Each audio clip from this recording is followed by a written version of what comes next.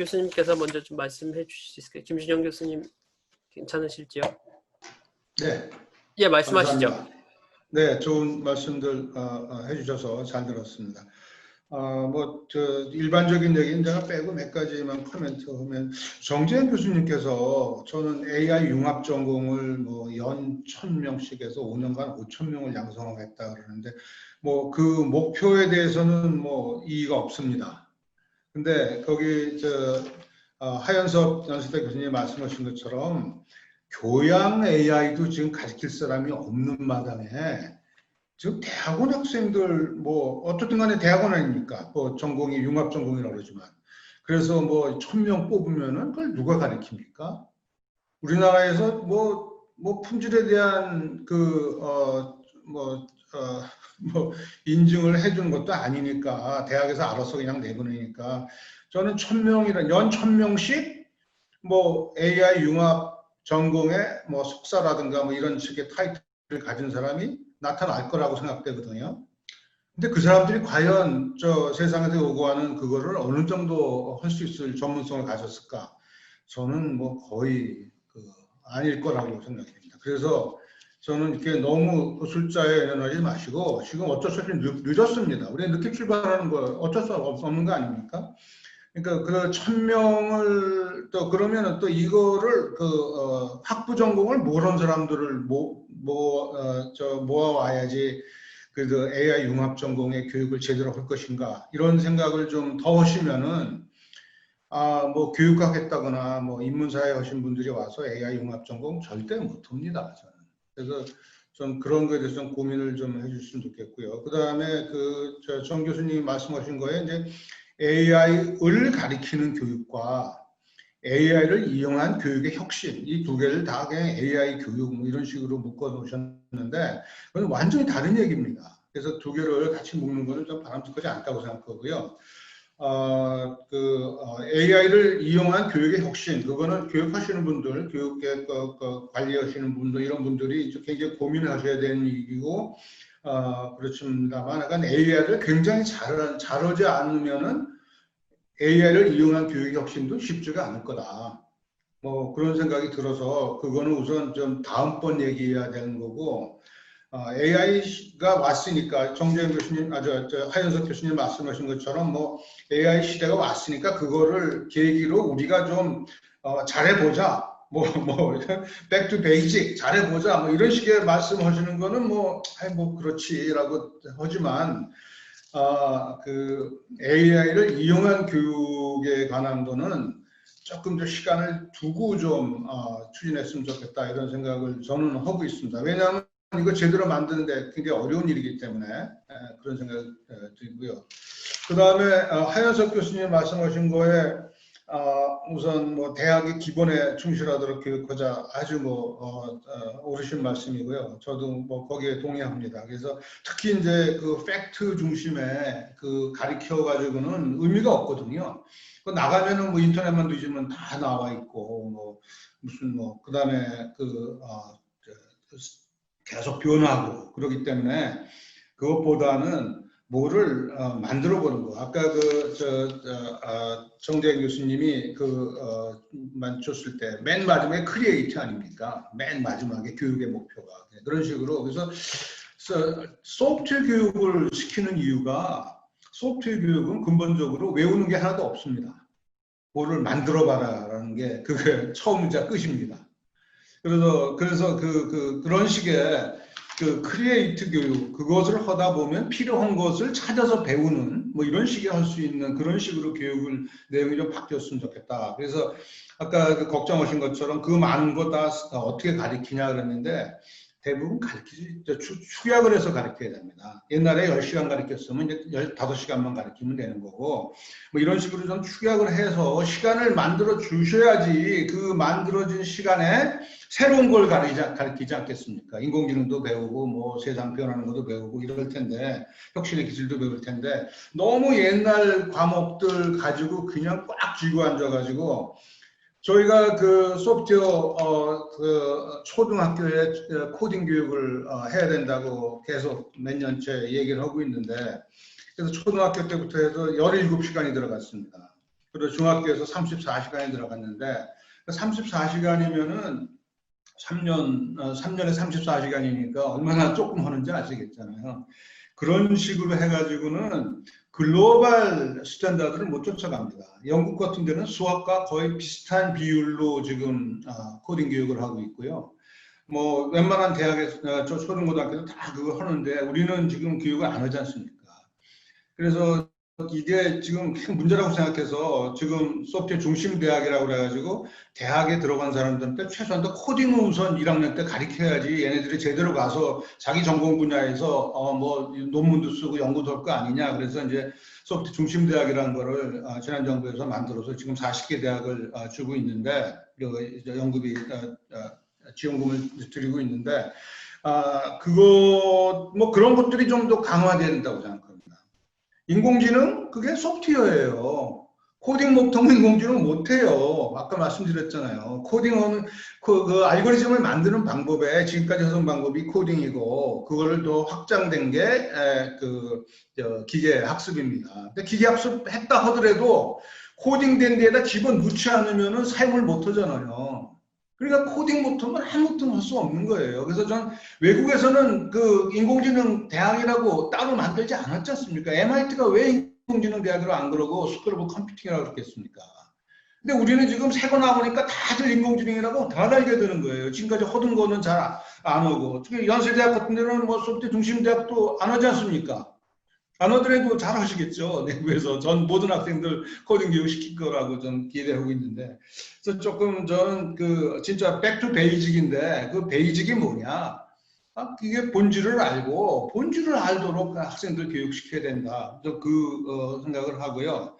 너무 이름에 끌려서 지금 뭐 인공지능 나왔으니까 인공지능 대학원 만들고 인공지능 학과 만들고 인공지능 뭐 교육 과목 만들고 이러는 게 아니라 지금까지 하던 뭐 소프트웨어 코딩 교육을 하던 소프트웨어 중심 대학들은 그거 좀 차분하게 잘하고 그런 식의 하는 것이 맞지 않는가 생각을 하고 있습니다. 안준모 교수님이 말씀하신 거에서 그 AI하고 이제 뭐 그 AR, VR, 뭐 AR, VR이나 로봇 그것은 AI가 이제 핵심이고요. 그것을 딜리버리하는 방법으로서 AR, VR 같은 거를 얘기를 하는 거니까 뭐 그런 식의 도구를 사용해서 AI를 잘 딜리버리하는 건 좋다고 생각하고요. 그다음에 로보틱스도 그 기계를 보통 로봇이라고 그러고요. 그거에 들어가는 두뇌에 해당하는 게 이제 AI라고 그러지 않습니까? 그러니까 AI하고 로봇을 이렇게 구분할 필요는 없다. 이렇게 저는 생각을 합니다. 네, 이상을 마치겠습니다. 네, 의견 감사드립니다. 그러면 정재영 교수님 또 의견이 있으실 것 같은데 좀 말씀해 주실까요? 네, 우리 김지영 교수님과 하현석 부총장님 그리고 안준모 소장님 말씀 다 굉장히 의미 있게 들었고요. 특히 우리 하현석 부총장님께서는 역시 그 경영자의 관점에서 재정의 문제와 연결 지어 주신 부분이 아마 제가 좀 그 발표에 담지 않았던 중요한 그 부분이라고 저는 생각이 됩니다. 결과적으로 그 문제를 해결하는 어떤 방식으로서 백투 베이직을 말씀해 주셨는데 저도 이제 베이직의 무엇이냐가 이제 중요한 질문인 것 같아요. 그래서 지금 너무 많은 것들을 하고 있는 이 상황에서 베이직을 찾아서 그 핵심적인 베이직의 컨텐츠를 아이들에게 주고 그걸 가지고 문제를 해결할 수 있는 우리 김정일 교수님 강조하시는 이런 크리에이트를 할 수 있는 어떤 여유를 줄 수 있는 게 중요하지 않나라는 생각이 들고 안준모 소장님이 미래를 예측해 주셨는데 빨리 그렇게 그 범용 어떤 패키지로서의 AI를 우리가 활용하는 날이 빨리 온다면 우리가 좀 더 그 베이직을 가지고 그런 그 프로그램을 활용하는 이런 날이 오지 않을까라는 생각이 좀 듭니다. 그래서 제가 볼 때는 이 세 분의 말씀 저까지 포함해서 이게 다른 듯 같은 방향을 지향하지 않나 이런 생각을 좀 해봤고 아까 그 여기 청중분 중에도 상당히 어려운 질문들을 하고 있어서 사실 저 질문은 어떻게 대답해야 되나 지금 고민하고 있었는데요. 네, 일단 제 말씀은 이 정도 말씀드리도록 하겠습니다. 네, 관련해서 혹시 또 두 분 토론자분들께서 또 추가 의견 주실 게 있을까요? 부총장님 하현석 부총장님 혹시 뭐 의견 주실 게 저기 있으세요? 참석하신 다른 분들한테 더 기회를 드리겠습니다. 그 안준모 소장님 어떠신지요? 네, 저도 다른 분들 말씀 듣는 게 더 네, 중요한 것 같습니다. 알겠습니다.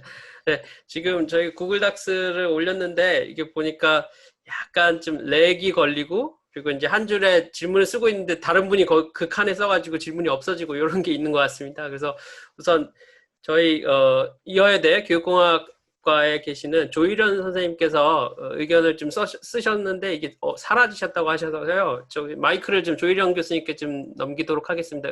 그 관련돼서 의견과 어떤 질문이 있으신 것 같습니다. 조일현 교수님. 예.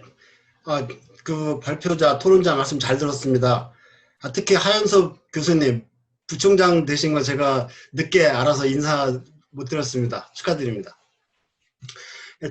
저는 교육공학 전공입니다. 그래서 아까 정재영 교수 발제에서 그 하우에 대한 거를 연구하는 그 연구자입니다.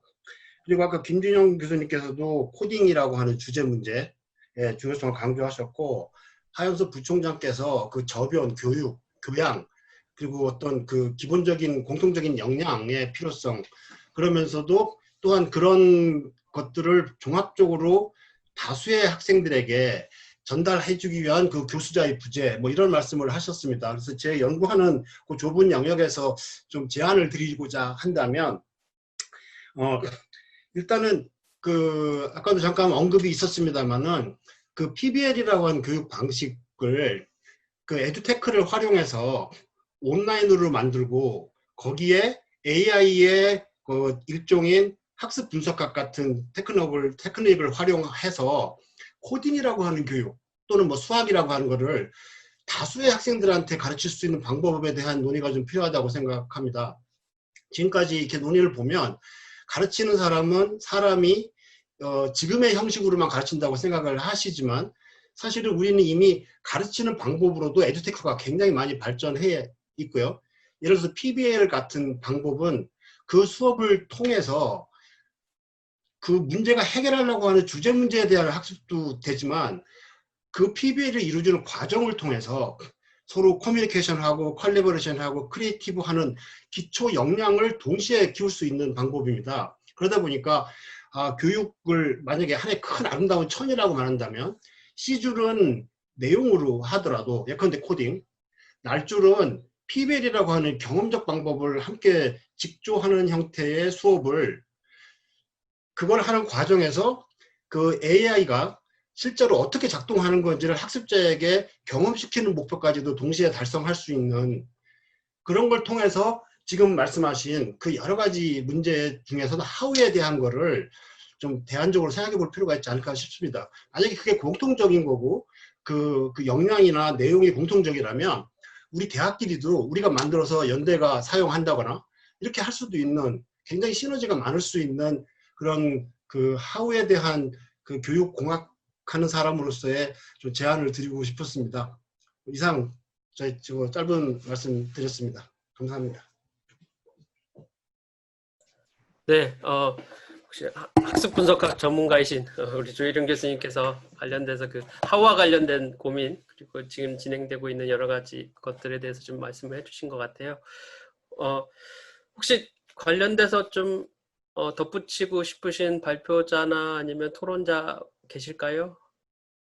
아니면 청중 질문을 좀 제가 좀 몇 가지 읽도록 그러면 그렇게 진행을 하도록 하겠습니다.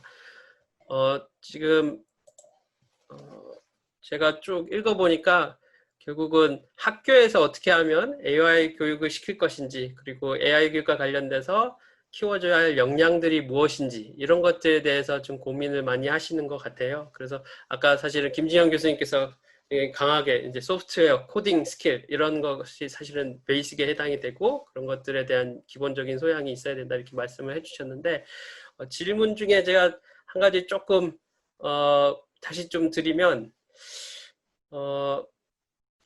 그런 기술적인 역량 이외에, 그러니까 제가 기술적이라고 말씀드리는 것은 그런 소프트웨어적인 어떤 역량, 그 다음에 코딩 역량 이런 것 이외에 추가적으로 학교에서 좀 교육을 통해서 키워줘야 할 역량 같은 게 기존과 다르게 좀 차별화된 역량 같은 게 무엇이 있을지 이런 것들에 대해서 한번 좀 말씀을 해주실 수 있을까요?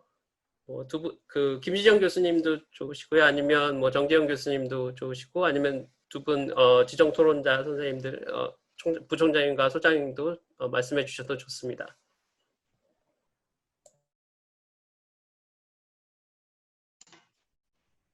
여보세요? 네, 말씀하시죠. 네. 네. 지금 기본 소양으로 얘기할 때 지금 코딩이라는 거에 대해서 제가 한번 더 다시 한번 강조하고 싶은데, 우리가 언어 사용하는 거 마찬가지로 이제는 그 코딩이라는 게 언어입니다. 컴퓨터와 대화를 하는 거거든요. 컴퓨터에다 명령을 해서 컴퓨터를 일을 시키려는데, 컴퓨터라는 하인이 생겼어요. 그 하인한테 야 뭐 좀 해와라 라고 하는데, 그게 우리가 쓰는 한국말로 해서는 잘 안 되고 앞으로는 곧 돼요. 근데 아직까지 안 되니까 구체적으로 이렇게 해라라는 걸 지시하는 거, 그게 코딩이거든요. 그러니까 그걸 할 수 있는 분은 영어 능력 가지신 분이 외국 사람 만나면 대화하는 거랑 마찬가지로, 코딩 능력을 가진 사람은 컴퓨터를 만나면 대화가 가능하다는 얘기거든요. 그리고 이게 무척이 어려워서 몇십 년을 해야 되는 거냐? 그게 아니에요. 보통 한 3, 4년 이렇게 학교 다닐 때 하면은 영어 우리 하는 거 마찬가지로 코딩도 그거보다 적은 시간 노력을 해도 상당히 코딩을 잘 해요. 웬만한 문제들 다 풉니다. 근데 우리는 통째로 지금 한 번도 해본 적이 없기 때문에 우리 젊은이들이 코딩이라든가 이런 거에 거의 문외한이다.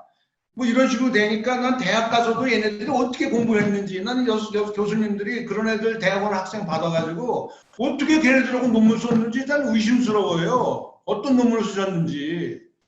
요새는 다 그 데이터 분석하고 이래가지고 그 결과가 나오는 건데, 어떻게 그 코딩을 못하면서 어떻게 데이터 분석을 했는가. 아니면 뭐 굉장히 적은 양의 데이터만 갖고 했거나 그렇겠죠. 아니면 손으로 할 수 있는 거, 엑셀 써서, 아까 엑셀 말씀하셨는데 엑셀도 할 수 있을 만한 것만 했겠죠. 근데 그런 정도가 아니거든요. 데이터가 엄청 많이 생기고 그걸 분석해야지만이 어떤 결론을 낼 수 있는 이런 상황이 되고, 그다음에 아까 제가 말씀드렸습니다만 논문도 이제 한번 논문 게재하는데 3년씩 그 심사고 뭐 게재하는데 3년씩 걸리는 거 저희 동네에서는 절대 참아줄 수가 없거든요. 그러니까 저희는 심사 안 받습니다. 그리고 그냥 올립니다. 누구나 갖다 보는 거예요. 그리고 좋으면은 다시 자기가 우리 소스까지 다 올리니까 그걸로 직접 자기가 해보고, 이렇게 그 기술 교류가 이제 그 빛의 속도로 움직이는 이런 세상에서 컴퓨터를 안 쓰면서 어떻게 연구를 하시겠다고. 그리고 그거를 우리 전 국민이 전 빨리 배워야 된다고 생각하는데, 영국 같은 데는 초등학교부터 수학과 비슷한 수준을 하는데 우리는 왜 안 하고 있느냐. 이게 안타까운데, 그래서 이제 지난 정부에서 하여간 그 교육을 의무화를 이제 해서 17시간하고 30시간 들어갔는데, 현장에 가보니까 제대로 안 되고 있어요. 대부분 컴퓨터 가르치는 선생님들은 비정규직이에요. 34시간이니까 학교에서 정규직으로 뽑지 못하는 거예요. 몇 학교, 세 학교, 네 학교에 묶여서 한 선생님이 가르쳐야 되고, 이런 식으로 비정규직이 되니까 교육이 제대로 되지가 않죠. 그리고 꼭 그 의무도 아니고, 고등학교에서는. 이런 식의 거를 이제 교육하시는 분들이 좀 문제를 하고, 세상이 바뀌었습니다. 바뀌었는데 왜 옛날 것만 가르치시죠? 그게 새 거를 가르쳐야죠. 이거를 뭐 기술이다 뭐 이렇게 생각하시면 안 되고, 세상이 이것으로 돌아가게 돼 있는데 이거를 안 가르칠 수가 없는 거 아닙니까? 저는 철학 같은 거 이제 좀 고만 가르쳐도 되지 않겠습니까? 한 반 정도만 가르치면 되지 않겠습니까? 됐습니다.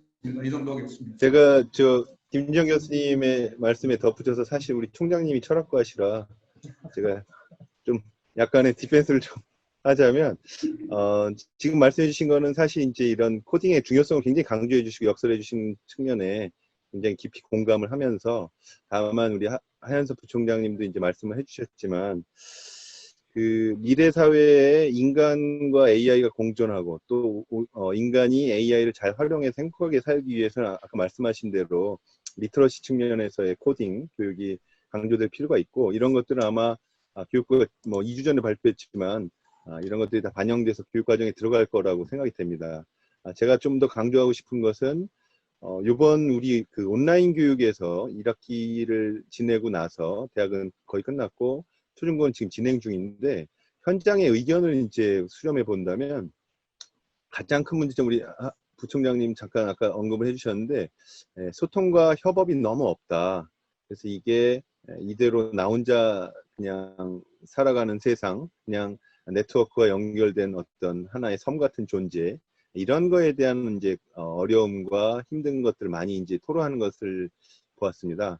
그래서 그런 측면에서 본다면 향후에 더 이런 네트워크에 활용된 디지털 세상에서 더불어 같이 살 수 있는 이런 능력 이런 것들이 함께 이것만 강조돼서는 우리 김지영 교수님한테 혼나니까 코딩 교육과 함께 공존하는 교육도 이런 역량도 함께 길러나갈 필요가 있지 않을까 균형 잡힌 이런 교육이 필요하다 이런 생각이 좀 듭니다.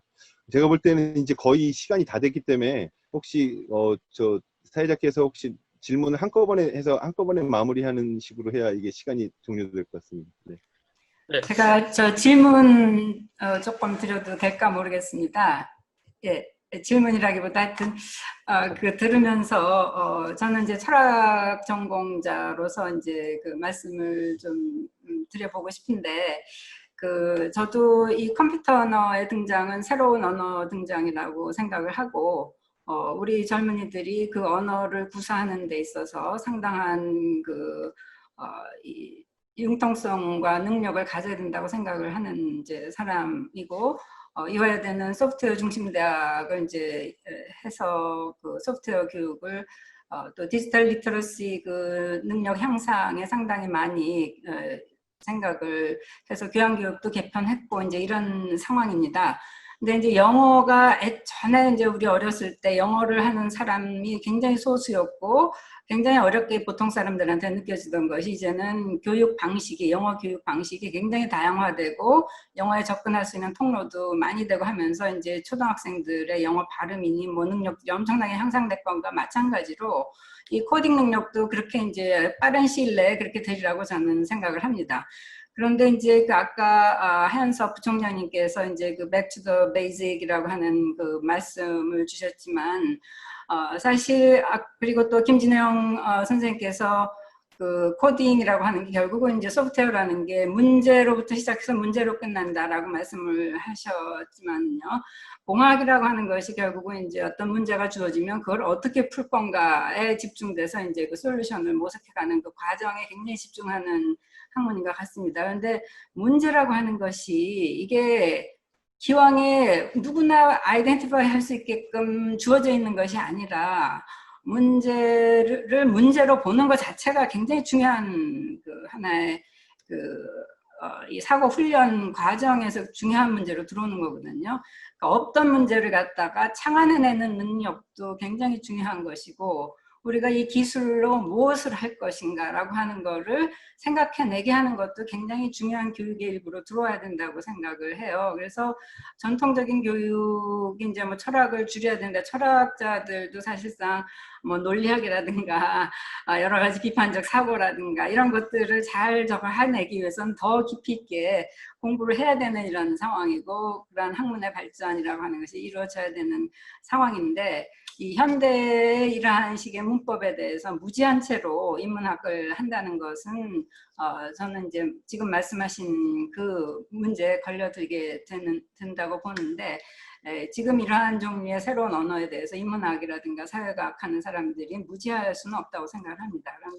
그러나 문제를 문제로 설정하는 것 문제라고 하는 것이 그렇게 기계적이고 누구나 볼 수 있는 방식으로 우리한테 주어져 있지 않고 정말 새로운 사회를 만들어 나가고 창안의 능력을 키우기 위해서는 문제를 문제로 어떤 문제를 어떤 문제를 볼 것인가 이거를 사고하게 하는 능력은 굉장히 중요해서 저는 그 지금 이제 굉장히 어렵잖아요. 이제 문과 사람들이 이 기술이라든가 이런 영역에 진입하는 것이 상당히 어렵고 탤런트가 좀 다르게 발전될 수도 있다고 봅니다. 그래서 저는 이 소통 능력을 키워주는 게 훨씬 더 중요한 것이 아닌가. 우리 학생들한테 모든 사람이 다 코딩을 배우기는 어려운 거고 영어 능력이 다 누구나 다른 것처럼 이 코딩 능력도 다 다르리라고 생각을 하는데 예, 그래서 모든 사람한테 억지로 다 이걸 노출시켜야 된다라고 하는 그 방향보다는 서로가 다른 능력들을 가진 사람들이